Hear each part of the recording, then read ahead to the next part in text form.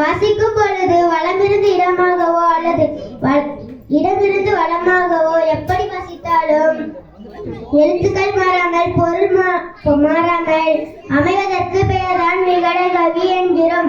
இருவழி சொல் என்றும் இதனை கூறுகிறோம். அப்படிப்பட்ட வாக்கியங்களை சிலவற்றை இப்போது பார்க்கலாம். வா தாத்தா வா. கைரேகை மாறுமா, கைரேகை மாறுமா. வா கற்க வா. தோட ஆடுதோ. மாடு சாடுமா. மேகராகமே போ வேகமாகவே போ. மேளதாளமே மோரு தாருமோ. மாலா போலாமா. தேரு வருதே.